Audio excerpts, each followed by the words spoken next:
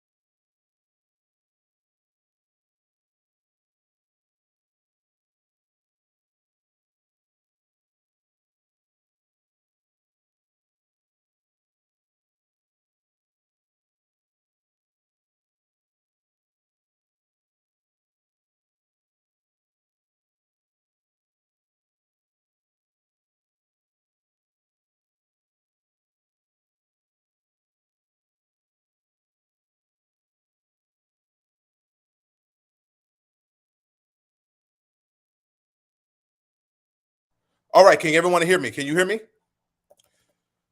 All right. Thank you, guys. Thank you. Sorry, I had my audio off. Wow, the whole introduction. You guys missed the whole introduction. That's cool. I'm gonna go through it again. It's all good. It's all good. I'm happy about that because I can go through some things a little bit more. First, welcome. If go in the chat, please, brothers, give a shout out in the chat. If you're here, you're in the building. Just want to say what's up to you. YouTube, Facebook, all of those things. I'm excited about tonight's stuff because tonight we are going to be talking about tonight. Man, Andre Lawrence, welcome, Chucky. Like we're going to be talking about stories of what I call highly black male success, and I think as I talk, obviously this kind of program, if you want to call it, these lives are built for black men. I want to say that it's built. Obviously, anybody from any culture, from any place around the world, can glean insights to get valuable information from what we talk about. But in this, what I actually do, this is actually built for black men, right? Because I do think that there aren't a lot of spaces where black men in the diaspora from around the world can come together and talk about not only the challenges but about some of the nuances that that exist. So I'm really excited. So I want you guys to do. Good evening, Terrence. What I want you guys to do for me real quickly, if you can, if you're on Facebook, those on Facebook, I see you. Can you please like or share this video? This is going to be stories tonight, and the powerful thing about stories, sometimes I know some of my lessons and some of the things that I do. Sometimes people have to sit back.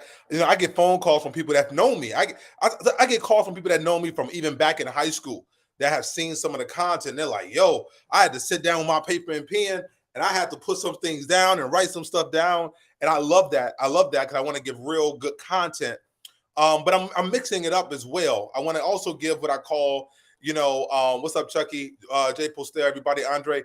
Like, I want to also give what I call stories, because stories, the brain is very interesting, right? One of the reasons that makes us powerful as human beings, and obviously Homo sapiens, right? Going back until the beginning days of Bible literature to the Quran to everything else, is that human beings have the power to share stories. One thing I want to encourage you, black men, especially those with children, begin to share stories of your family. Okay, You want to share stories of your family. Welcome, Tracy, Albert. Share stories like of the grandparents and the the stories that you know. You want to share those stories. One thing that happened, particularly among the Black diaspora, those that were shipped off in the Caribbean, Brazil, Americas for slavery, was that we lost a lot of the stories. A lot of history was passed down through stories, right? History was passed down through the stories that were told, and those stories were regurgitated, right? And so a lot of our history was lost because of, obviously the 1400s to the, let's say, 1800s, 1900s, because of slavery and obviously colonization, all those things. And so we've had about 400 or 500 years of not being able to tell our story, but also not really knowing the story of our history. With things like 23andMe, Ancestry, Black Ancestry, all these things, we're starting to learn more things again about who we are, where we come from, also maybe things that people did, a couple of generations ago. And so I want to be, because I know, I'll tell you guys, Lester, welcome. Family, I'm going to tell you something. Everything we do, we stand on the shoulders, right, of those who came before us, okay? And I want to say that, right? Although many of us are in a position of first generation, many of us may be self-made, right? And we can carry that title of self-made. You went to college, you got the job, you built the business, you did those things. So you're self-made in that regard. But I want to also remind you that you still stand on the shoulders of somebody before you, right? If you understand what I'm saying, somebody please put a 1 in the chat if you understand what I'm saying, right? That you know that you stand on the shoulders, of those that came before you. And it's not just you, although you got to do the work, you got to have self-determination, you got to take self-responsibility, right? But you still stand on the shoulders of many of those who came before you. Thank you, brothers. Thank you. Because whether or not it was even those that were slaves, right? They believed for a better future. They, I like the saying that, what got particularly those that got free colonization as well as the civil rights movement, right? The lady who worked inside of the house as a maid and a cook, right, was just as important to the civil rights movement, right, as those who marched on the streets in some regard, because it was because of the faith and the loveliness of Mamie. We used to call her Mamie, right? That many of the at the time the white children that came up during that time started to see, right, at that time Black people as more than just property, right, and more than just labor, right? They saw their humanity because of the lady who did the cooking and the cleaning in the house. And so, I want to also give homage. If we go through these stories today, I want to give homage to all of those, the names that we do not know, right? If I was in a thing, I would say libation, right? Libation. To all of those who we stand on the shoulders of, and the names that we do not know, the names that we cannot pronounce, because no one will ever know their name. But I want to thank them for what they trailblazed for the people from African descent in order to lead us to a form of freedom, right? And we're going to go through that. And tonight I'm going to highlight some men, right, who I believe, and I will say, not only did I look up to personally, but men who trailblazed in ways that were very unique during their time. And some of these men we have forgotten about. Some of these men you will be reminded of, right? But I want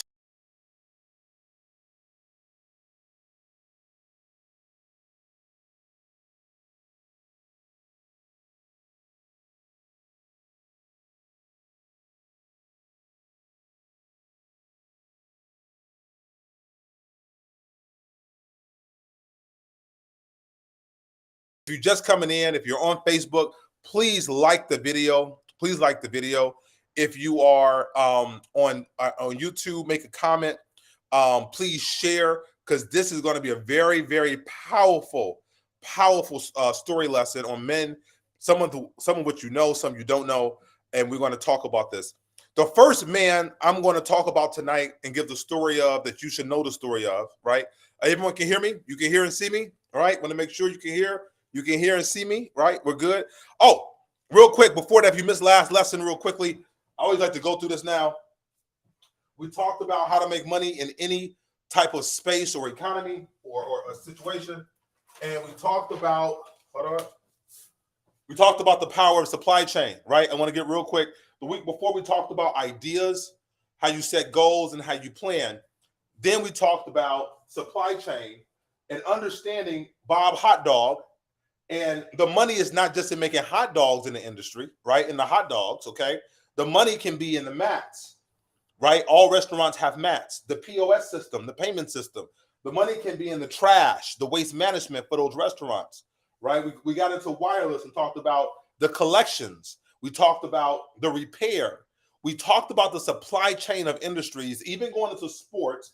We talked about how you can get into the helmets, the transportation, the flights, the valet, things that exist when they're called the supply chain of the industry. So I was so happy about that. We got a lot of great feedback about that. A lot of men were like, yo, you kind of changed the lens. And that's what I wanted to do last week, is that we wanted to change the lens and how you see in ways to make money beyond just the thing that's in front of you, but looking at the thing that is not so seen, the toilet paper, the cleaning products, the things in the supply chain of an industry that you can get involved in and not necessarily have to be the hot dog, but to be the napkins, right? To be the things that are there. So first, we're going to talk about a gentleman. If my back office can put it up, we're going to talk about a gentleman that was a big inspiration to me. I got to tell you, when I say inspiration, this guy is phenomenal. His name is Reginald Lewis.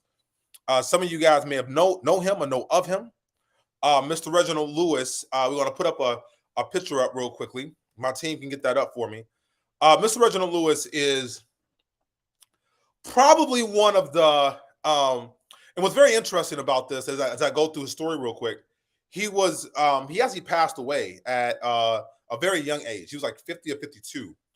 But what he was able to surmount, and his book as well, you should get if you don't have his book. Actually, that book is actually pretty difficult to get now. It used to be easier to get, but it's very difficult to get now. It's called "Why Do White Guys Get to Have All the Fun?" All right. So if you want to get a good read and get a good book, his daughters are still alive. I think they still have a foundation. But this gentleman, if we can get that up, are we able to get that up, team? Let me know. This gentleman did something that was very almost incredible that what he did back in the day. They're gonna put this up for me real quick. All right, Reginald Lewis. It has the Black Enterprise cover fold. Mr. Reginald Lewis is the Black Enterprise cover fold. Just so you guys know. And what he did was that he got into the space of deal making, private equity, mergers and acquisitions, in a time that it was like, I mean, none of us, nobody of this complexion, right, was in this space. Okay, you've heard of those names now. You've probably heard of private equity. You probably heard of these things, mergers and acquisitions, and stuff like that. But at that time, nobody was in that space that was really of this persuasion, right? At that time, very few, if even knew about the industry. And what that industry was that the industry, and I want to explain this a little bit too, just for those that are watching, right? Basically, private equity is a space where I don't have time to go through a full lesson on it, but I'll give you guys that don't know, give you a little bit of background.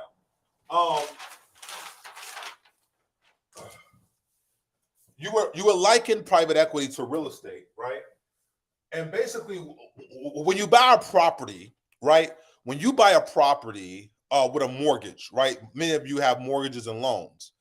When you buy a property, that property is purchased with a loan.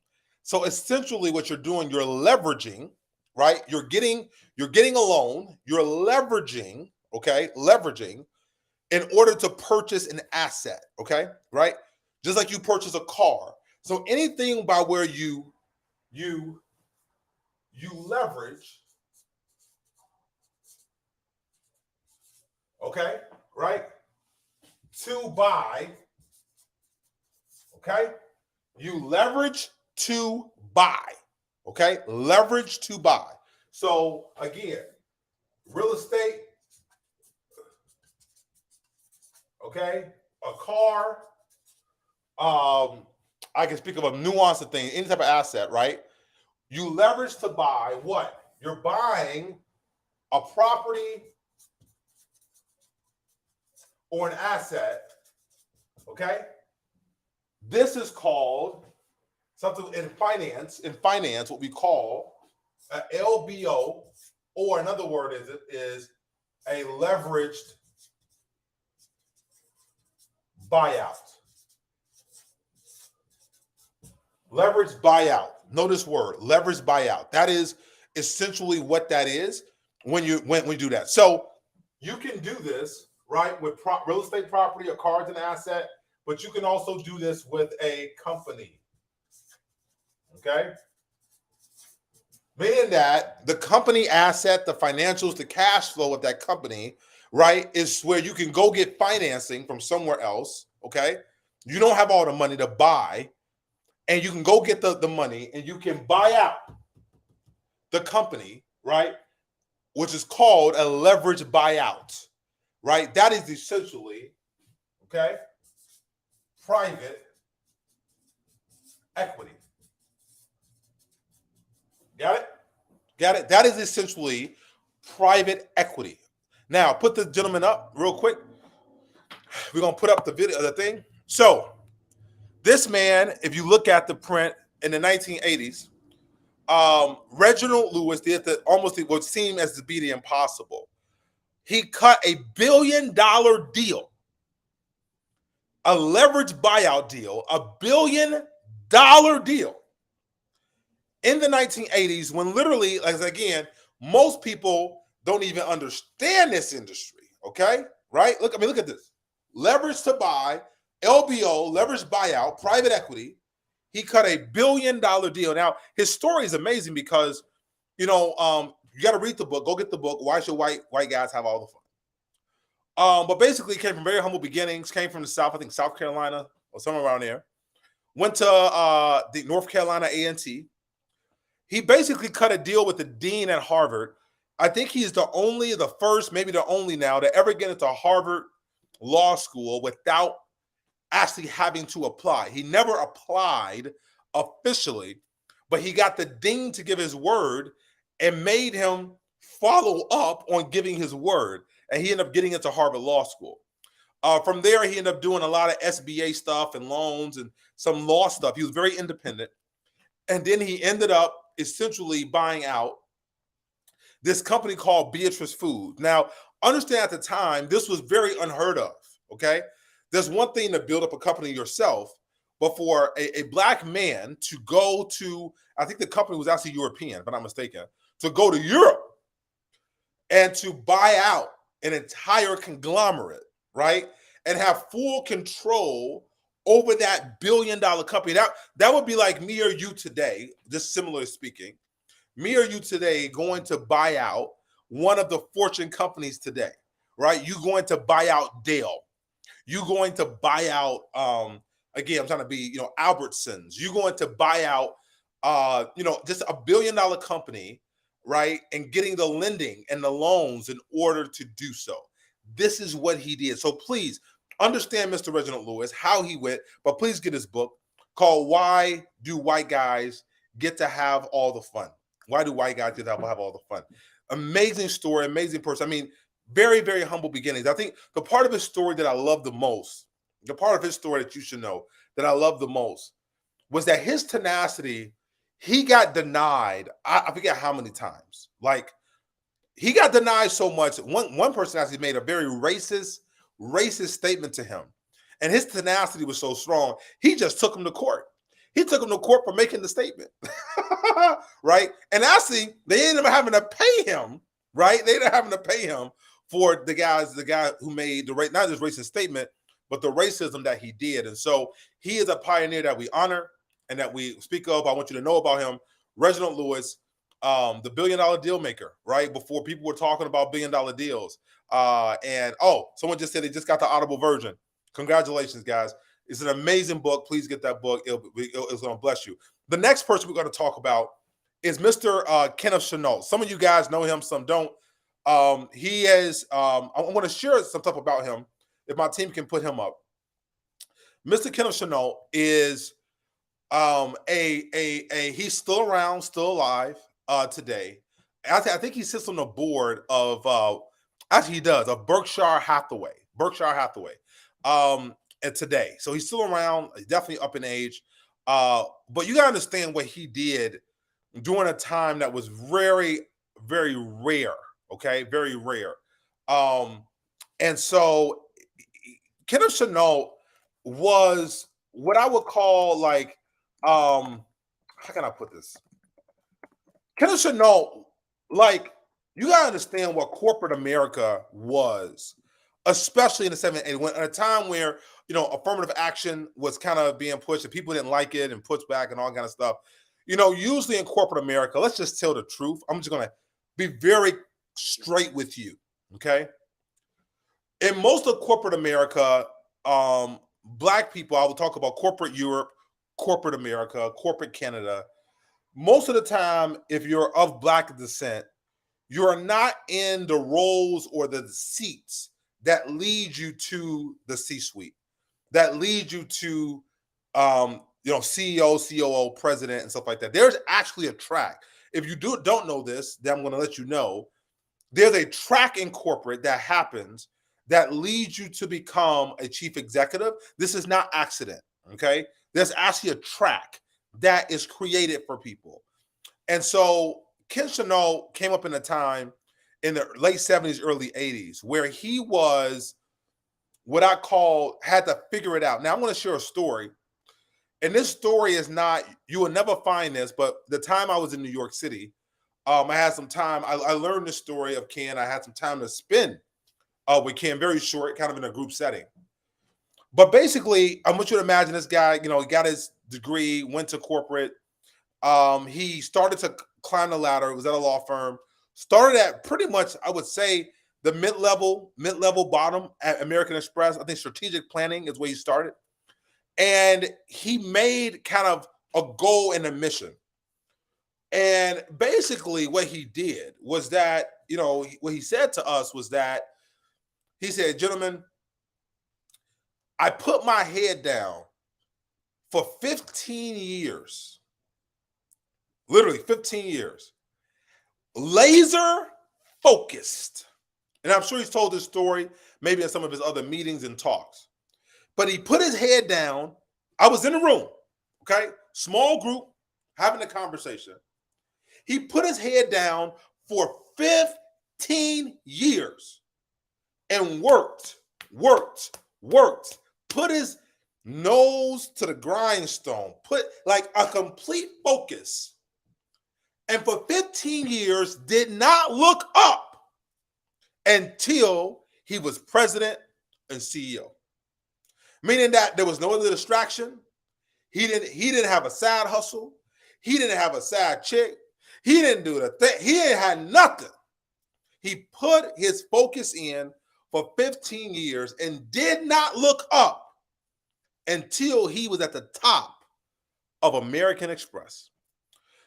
He's probably, I believe, if I'm not mistaken, he would be the longest standing C-suite executive that was Black in corporate America of a Fortune 500, obviously you know American Express, a Fortune company.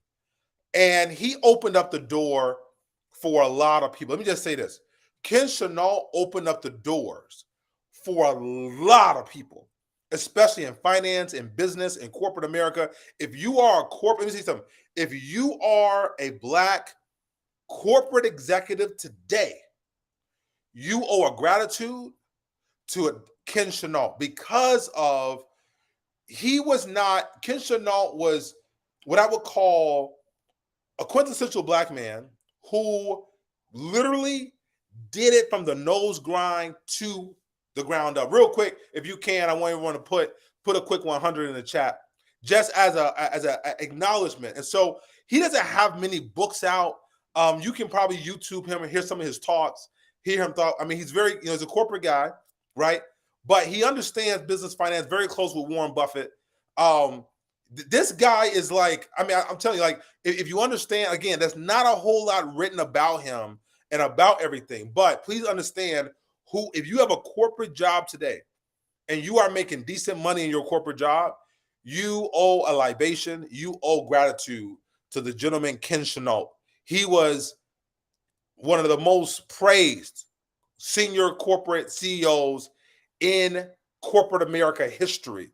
And he did it, and he kept he really stood up for us. Like the way people may say, hey, Barack Obama politically, what he meant, like what Barack Obama has meant politically and to social change and all the image of it. We can debate policies, but what he meant is what Mr. Ken Chenault meant to Black executives around the world, and what he accomplished in corporate America. Next, we're going to go to a gentleman that we don't hear much about anymore. But his name is Mr. John H. Johnson. Many of you guys may remember him. He is the founder, right, of the Negro Digest, which turned into Ebony and Jet magazine. Mr. John Johnson, and I want to say this. Before there was a VH1, before there was a BET, before there was a Revolt, let's talk about Black. Before there was a Shade Room. I love Shade Room. I know what Shade Room does. All due respect, okay? Before there was a Shade Room, there was the Negro Digest, okay? Now, there was always kind of Black newspapers here and there. You know, back in the day, Booker T. Washington and other folks, they had different circulations. But he did something that was really unique at the time that really changed the game, right, for Black media, is that we knew Black media from a information perspective, like, you know, different things in the newspapers, but he created the image and profiles of Black people, meaning that he created the what we now know as the influencer, the biography. He capsulized the biography, the image, the lifestyle, right? The lifestyle of Black folks and emerging Black folks, not only in the middle class, but also in just their lives, political leaders, everyone. Ebony Jet magazine became so influential. Let me just say that. It became so influential that many presidents and many people that were running for political office, if you wanted to do anything and it had anything to do with Black, you had to go through Mr. John H. Johnson. I mean, he was invited to so many things as it pertained political, because that was a time where we controlled a lot of stories and we controlled a lot of media, okay? So I want to, right now, let's give homage. We'll go through the story a little bit more. Homage to Mr. John H. Johnson. Please put a 100 in the chat. Mr. John H. Johnson, and I appreciate him. I'm very grateful. His son-in-law, Mr. Andre Rice, who married his daughter, I had a chance to meet him, and he mentored me for a season in my life. But I want to say this about Mr. John H. Johnson. This man got it out the mud. I'm going to tell you something. That not a lot of, and I'm going to be just straight with y'all. I would consider myself to have gotten it out of the mud, so to speak. I didn't have anybody to lend any money from, really. But I did have, decent credit. I did have ability to work some things. But you talk about get it out the mud, okay? When he started Ebony Jet magazine, thank you everybody for 100 in the chat. Thank you. He got a loan. He loaned out his mom's furniture to start the Negro Digest. A couple $100, got a loan, and built the circulation and ended up getting, I forgot what it was. It was like the circulation became like thousands immediately, and built step by step. But one of the things about Mr. John H. Johnson I want to talk about was that as he was going to buy a real big piece of real estate, a multi-million-dollar piece of real estate for Ebony and Jet magazine, the man was so shrewd. And so why? Now I want you to understand how you have to put your ego to the side, okay? This man had many presidents on speed dial. This man was a force to be reckoned with in media, not just black media. I'm talking about media overall, a force. When I say a force, he was a force to be reckoned with. But he understood, even in the 70s and 80s and the 90s, he understood the things that existed around him, which I always tell you guys, understand the bias. And my team, you can put that up there.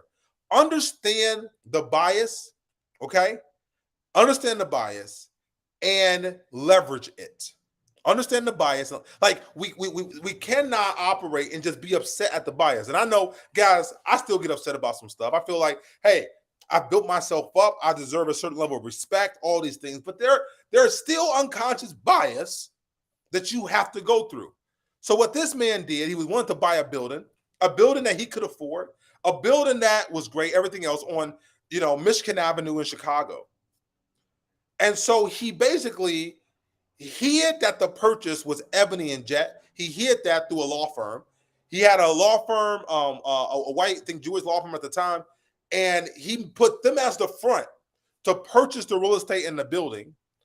And he got the purchase. This was like, I think in the 80s and 90s, got the purchase of the building. And after he got the purchase of the building, walked in as the owner, and everybody was floored. This is a story that is known, right? Because they had just sold the building to a very influential, obviously, black media pioneer and entrepreneur. And so I tell that story. Look, his story, he had I think it's a book out as well. You can look it up. It's called Success Something, but look up his book as well. It's a great book. Again, these are men, when I started this, that we stand on their shoulders, black men. I want to let you know that no matter what you accomplish, how great it is, how great you take care of your family and what you do, these are men that you stand on their shoulders, okay? They pioneered spaces that you would just never fully understand. And so I want to give a libation, right, and get homage to Mr. John H. Johnson of Ebony, Jet, and obviously originally the Negro Digest and what he built. Today, most of his stuff is an archive. I think a private equity firm bought it out at the end there.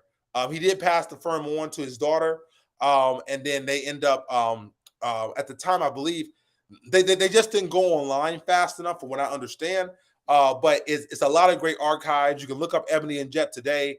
Like, many of you guys remember, Bessie, the older brothers, right? They used to have, what was that called? The Jet Beauty. There was a Jet Beauty at that time. And then all y'all remember, like, you wanted to look at who the Jet Beauty was, who was the beauty inside the Jet magazine. But I want to give homage to Mr. John H. Johnson and who he is. Next, we're going to go to another gentleman you should know. His name is Mr. Richard Parsons. Mr. Richard Parsons, I want to hit him real quick and I'll get to the last person. This guy, so Kenneth Chenault, so I want you to understand, Kenneth Chenault was amazing because he rose through the ranks of American Express, right, and got to the C-suite, which was unheard of in corporate America for a black man. Mr. Richard Parsons did something that was pretty phenomenal. So he basically was in New York.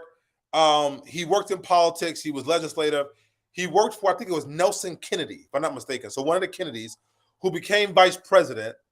And I believe it was vice president under, if I'm not mistaken, it may have been under Carter.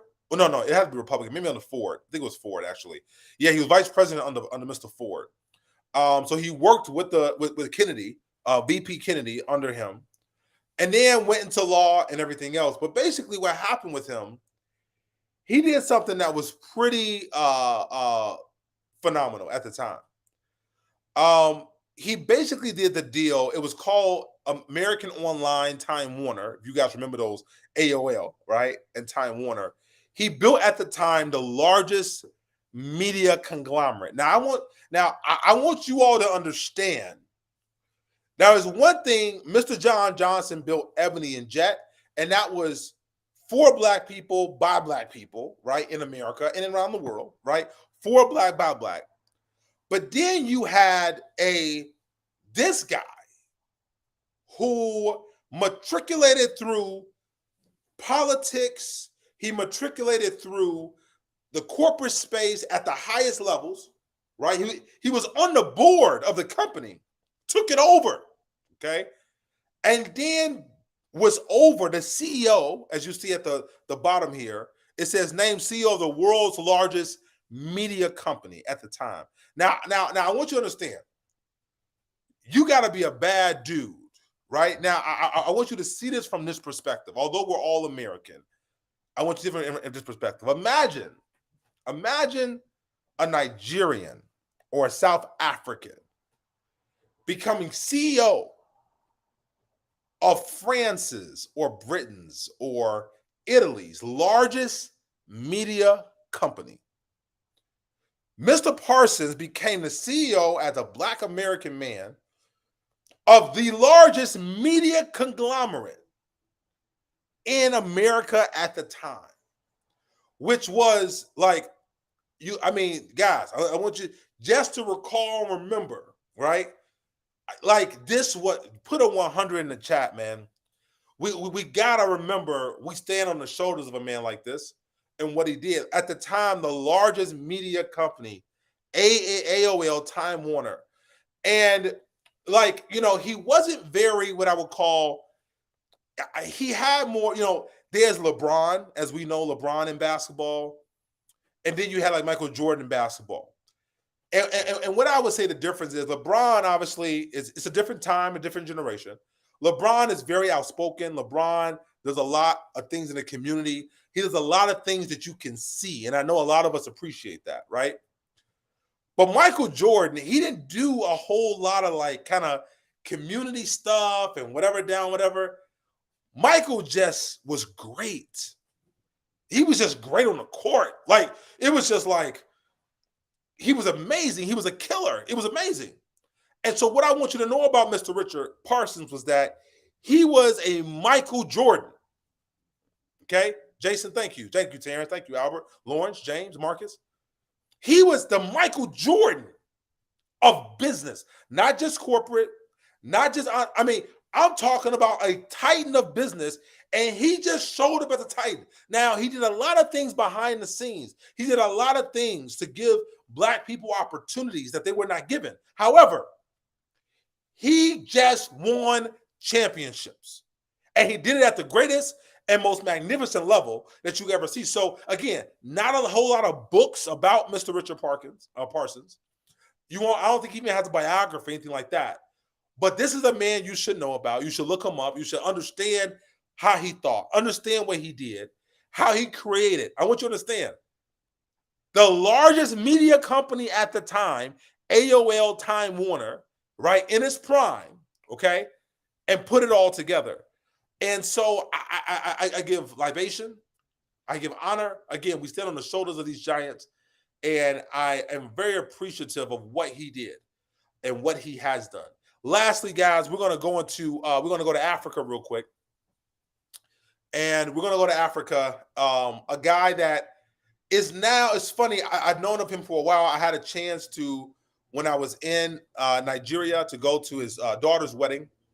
That was attended by, like, his daughter's wedding had like 5,000 people. You know how Nigerians are. Yeah, my Nigerian brothers, man, y'all just put a 1 in the chat. Y'all weddings, boy, y'all know how to do weddings. It's a couple days, I tell you, Indians and Indians and Nigerians, the weddings are just crazy. Y'all are out the roof, off the chain. But Mr. Dangote, now you're hearing about him obviously because of the rise of Afro beats. You're hearing about him because some of the African consciousness that's happening across the globe. But I want to give, this man is still alive today, right? But he will be somebody that we will have to give homage to because of what he's done. And I'm going to talk about a little bit. You might not understand. So he is Africa's richest man. In many respects, he's probably I believe, he's probably the richest Black man on the country in the world. We can't really count as well. I'll tell you something. If you haven't done business in Africa, and if you haven't done business in the continent, you need to, because how can I put this?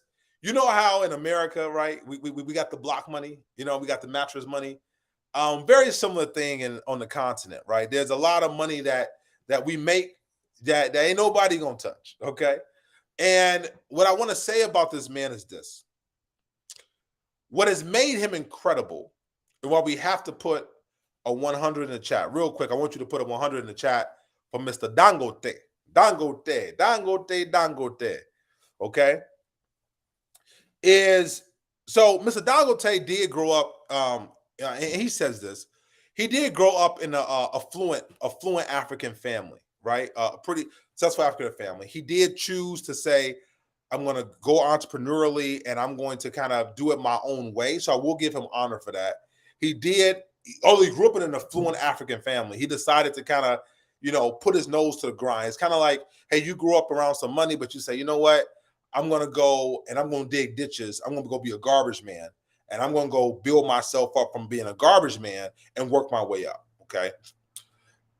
And so what he did was he saw something that was very interesting. At first, he was trading cement. Okay. So if you don't know what cement is a special ingredient in concrete. It's like the flour to cake. Okay. If you're going to make a cake, you got to have all the different, those that know how to bake, right? You got to have all the ingredients correct. So cement has concrete has an ingredient called cement. So he was trading cement, buying from, France or Italy, and making a little margin off the trade into Nigeria. And then he started to make some money, but then he started to see, like, man, what sucks? And guys, I got to tell you, this is all across Africa. And there's something you want to understand real quick. I want you to stay with me here for those who are here, because I want to explain something that you should understand if you are not on the continent, especially African Americans, Afro-Canadians, Afro-Brazilians, and Afro-Britons. I want to talk to you guys real quick. There is a lot of opportunity, what I'm about to say, that we are not taking advantage of as much, and we need to understand this. So that must give you a big money opportunity right here, right?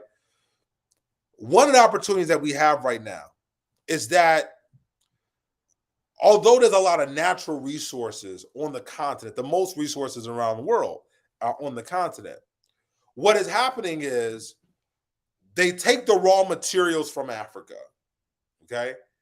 They take it to the Netherlands, Britain, Russia, wherever the case is. And then they process it. So although you have a raw material, let's say you have gold. You have raw gold in your hand.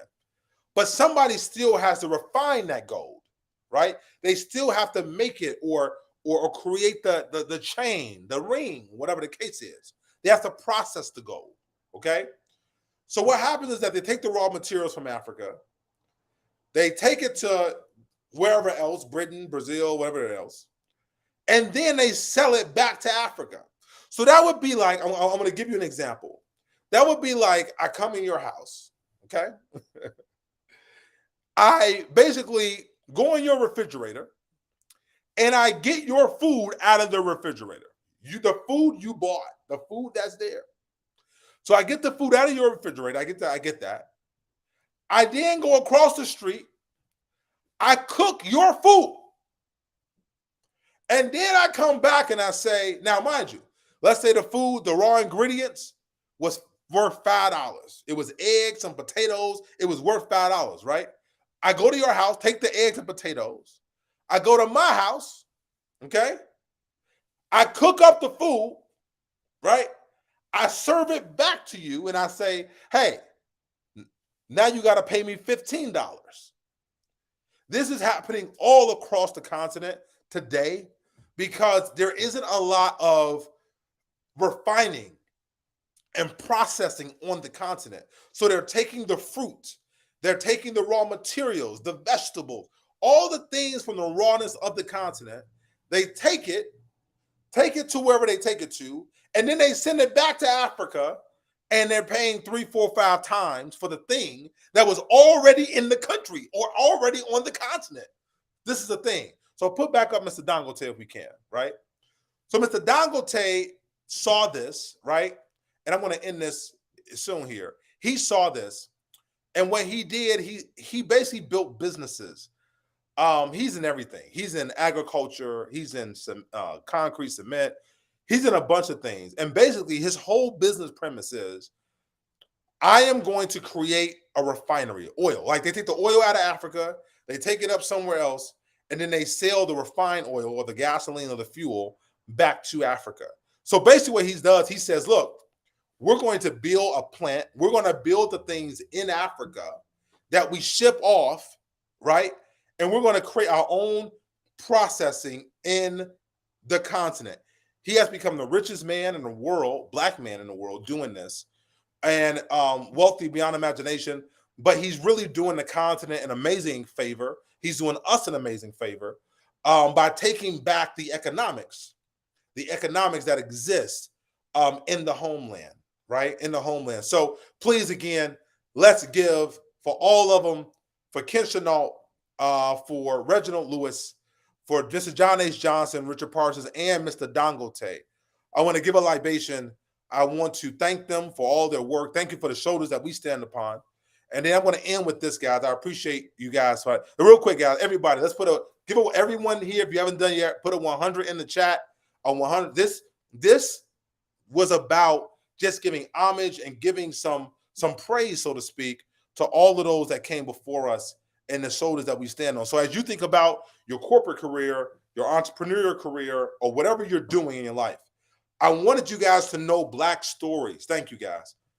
I want you guys to know Black male success stories. So you can look them up, you can Google, Wikipedia, whatever the case is, and you can start to think about because here, sometimes you cannot be what you cannot see. Sometimes that's true. And so I wanted us to understand that we can be. And these men have trailblazed paths before us. They were the first in many of their categories. Thank you, Leo, John, David. Thank you. Thank you, everybody. Thank you. They were the first in many of their categories to create success, and they have paved a way for many people of color around the world and what they've done in the past 50 years, right? They have done that. So I'm going to close out with this real quickly. I'm really excited. I was working with my team the other day. Guys, what I know I've been saying is what we have coming down the pipe in the next probably 30 days is going to be pretty amazing. I've identified a couple, not only industries, but spaces where I think that we have to get ahead of and where we have to go to continue to thrive in the future. I will say this to you. I do believe, I'm not a big conspiracy theorist. It's just not my space, right? Although I know conspiracies are real. They just had, they just had the UFO hearings, okay? So, I mean, there's, the UFO hearings, and they got intelligence officers talking about there's, real alien life.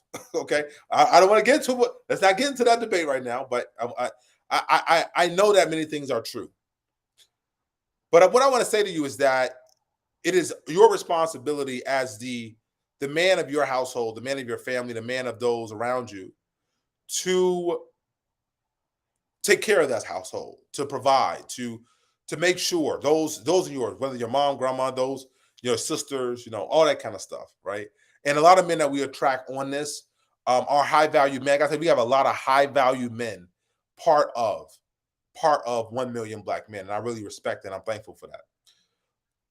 But I want to say that in the next 5 to 10 years, it's going to be crucial that you stay educated and stay ahead of the curve on a lot of things, because there's going to be a cosmic shift, a huge shifting, not only in the world, but economics around the world because of technology, but also because of what's happening around the world from a global power structure, from a currency perspective, also for just overall people, what's happening in China and Russia, what's happening or just around the globe. And so this is nothing new under the sun. We've always gone through changes. But I don't want you to be blindsided, Black man, about what is happening and what's coming down the pipe. As a matter of fact, my prayer is that you will be able to take advantage of these things and be able to get ahead of the curve. So we're going to be going through a lot of that. I realize that the best thing I can do for some of you is that not necessarily just teaching you about the principles of business, which is important. Today we learned about leverage buyout, right? Leverage to buy real estate, a car, but you also leverage buyout a company, which is what Mr. Reginald Lewis did. But also, I want you to be ready for what's coming down the pipe. So over the next 30 days, get ready, tune in. We're going to keep everything coming. But please tune in, because we got some things that are ready for you and tailor-made so that we all can succeed on this journey. As always, man, we're here, 1 million black men. We're here to free you psychologically. We're here to help free you financially, and free you economically. Financial freedom is that when you can buy and purchase whatever you want. Okay. Economic freedom is when you get a chance to own everything or own the things that people buy. And then lastly, we're focused on helping you secure wealth for 7 generations of wealth creation, and doing that in a positive and transformative way for you and your family and for those that you call yours. With that, thank you for tonight, guys. Tonight was a night to give homage and give respect to those that came before us. Thank you again. Mr. Reginald Lewis, thank you. Mr. Richard Parsons, thank you. Mr. Ken Chenault, thank you. Mr. John H. Johnson, thank you. And to Mr. Dangote, thank you for what you guys have done for black men and black people around the world. Trailblazing, right? Trailblazing spaces that we had no room in. And I'm happy to share these stories. And guys, please know these stories, share these stories with your children, share these stories with your cousins, with others, or share this video so that they can get understanding of black men at high levels that have done amazing, incredible things. Again, we are standing on the shoulders of these giants. With that, as we always, we're calling all black men. We're going to go to our anthem and our pledge. Thank you, black men, for what you do every day, taking care of your family, looking after those that you call yours. Thank you for getting the education, pushing your kids in school, showing up at the parent-teacher conference, showing up at the ball game, right, and making sure that we are an example for the next generation. So with that, guys, I'm done. I'm closing out. And as I always say, I will see you at the top, because the bottom is just way too crowded. Peace.